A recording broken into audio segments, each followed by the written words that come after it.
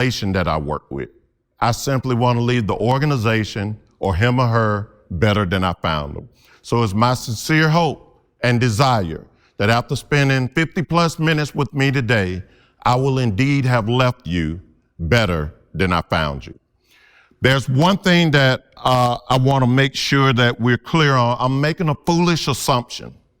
And my foolish assumption is, if you're tuned in today, if you're listening to me, that you are listening to me because whatever you do, you want to be great at it. I'm making a foolish assumption that you want to be amazing when it comes to being an inclusive leader. And if you want to be great, then I'm your guy.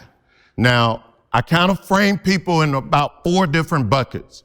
You either are an underachiever, an average achiever, an overachiever, or a superachiever.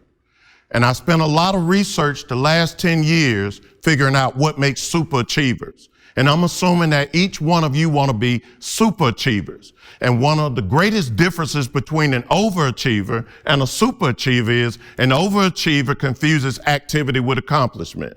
Now, I know that's not any of you. So a superachiever will have processes, rituals, routines that they do not deviate from because they know it gets them the desired outcome that they are looking for.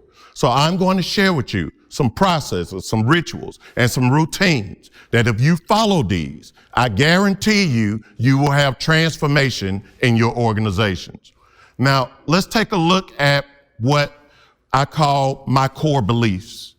And my core beliefs are really grounded in years of research and is grounded in actual intersections where theory and application meet with me as a practitioner, having worked with organizations all across the globe.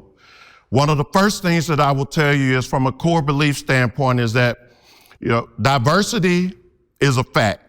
We're all diverse.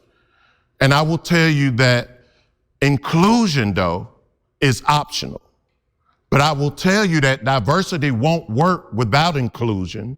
And I will tell you that any organization that is intentional about both having diversity and also leveraging it through the lens of building inclusive leaders will actually have a greater outcome than an organization that chooses not to do that. Now let's take a look at what I want you to get out of it. These are the objectives for today. So you're spending time with me. Here's what I want to share with you in terms of what it looks like. I want to talk with you about why you got to be really gritty when it comes to actually understanding diversity.